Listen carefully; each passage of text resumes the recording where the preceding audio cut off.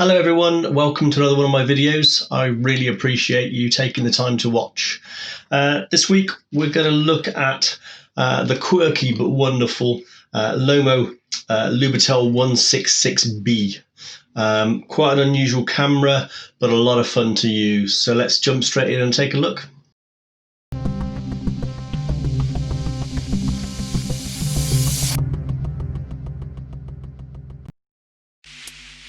So here it is, Lubitel 166B, made by a company called Lomo.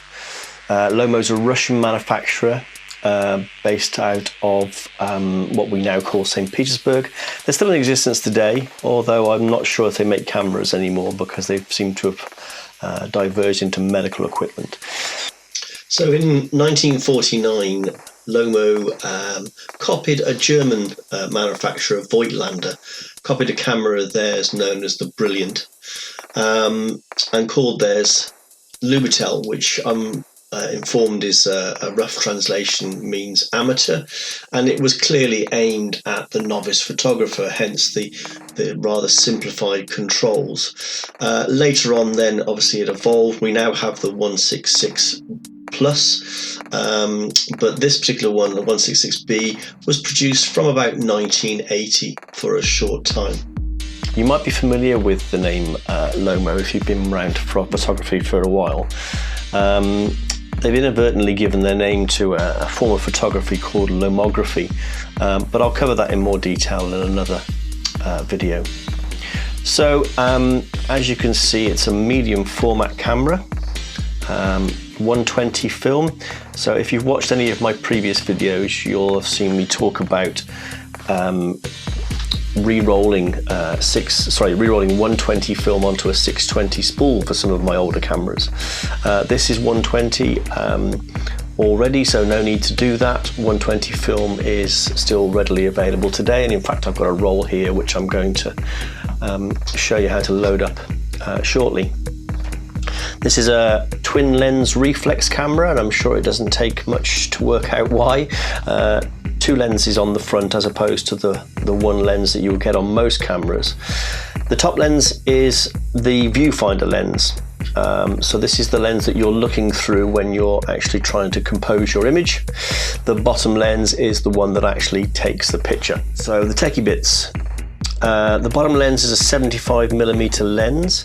Aperture ranges from f4.5 down to f22. The top lens is fixed aperture at around f2.8, so it's a bit brighter because it's the lens that you need to be focusing through. The idea is obviously to give you more light.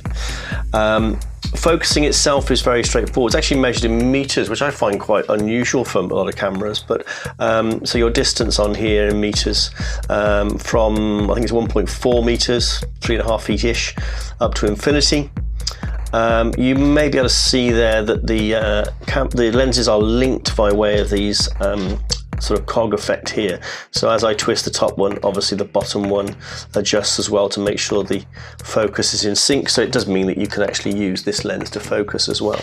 Body of the lens, body of the camera rather, made of, I'm assuming it's plastic. I don't think it's Bakelite. It's quite tough. However, having said that, I did drop mine within a couple of days of owning it, which I'm very annoyed with myself because of it. It's taken a bit of a chunk out of the corner. Having said that, luckily it hasn't compromised the camera any at all. There's no light leaks, but yeah, very irritating. At some point I'd like to replace it, but it took me long enough to track this one down at the right price.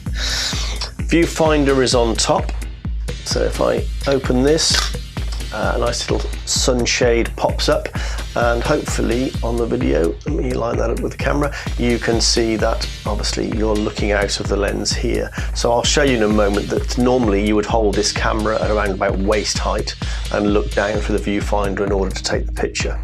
Little circle in the middle is basically where the lens is ground slightly differently to aid with focusing.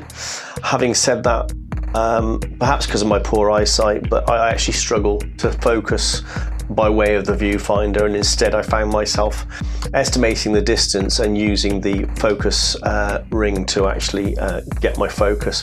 But like I say, perhaps if you've got better eyesight, you'll have better luck. There is if it survives on the one you end up purchasing, there is a little pop-out lens here, if I can grab hold of it. A bit flimsy, so they're actually missing on quite a few, but this little pop-out lens, the idea was to magnify even further and obviously make focusing even easier. So if I just close that back down again for a moment, just open up the back, there's a little clip here to open it, and you can see inside. So we have our take-up spool here, and then a winder here to actually adjust that.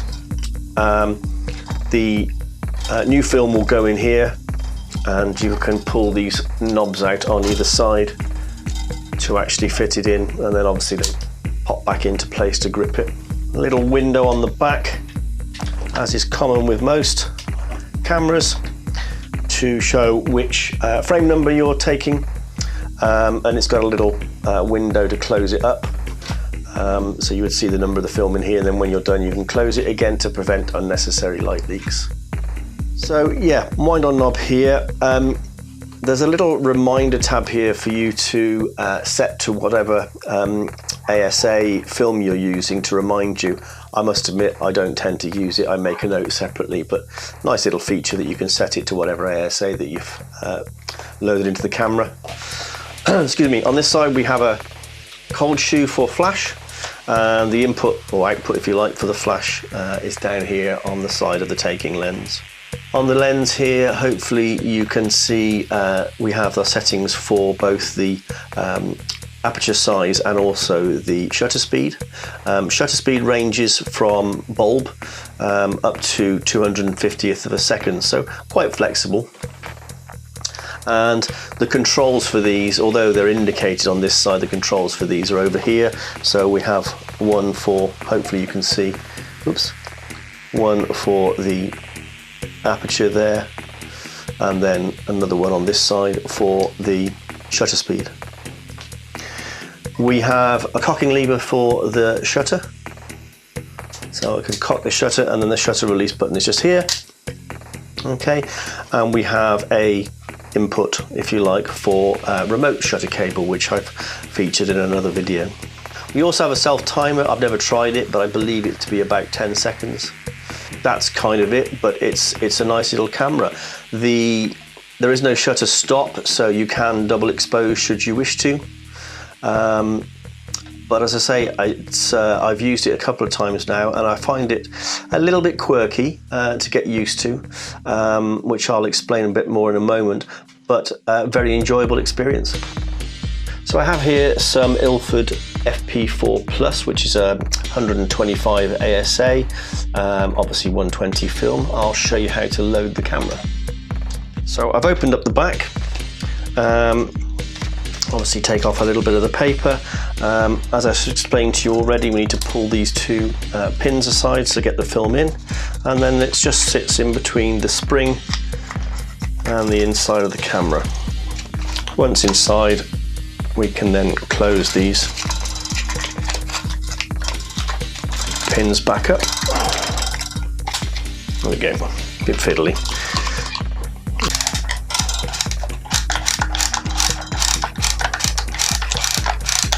Yeah, okay, well, I can close the back, open the back window here, and wind on until we see the number 1.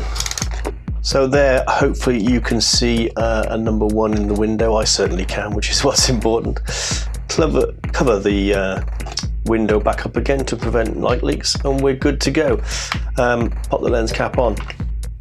So to frame your shot, normally we'd be looking down through the viewfinder, out through the viewfinder lens, and indeed you can probably see my face there reflected. A little peculiar at first because the image is actually reversed, so you know, pointing in the right direction and lining up correctly or whatever can be a little bit tricky. It's a minor complaint, however, you get used to it quite quickly. Another option though is to close the front here, and by way of the small square hole on the back here, we could actually view this way and you know, line the shot up that way.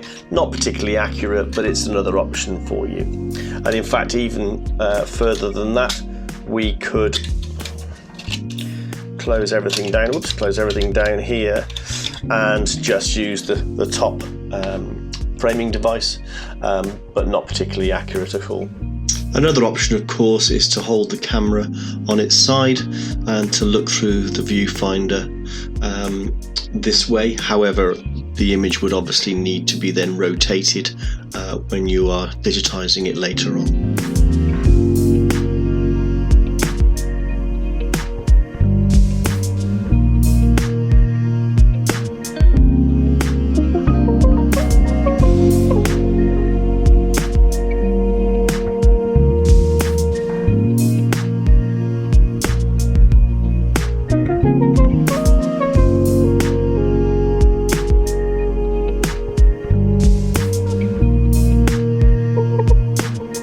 So there you have it for another video. Thank you once again for watching. Really do appreciate it.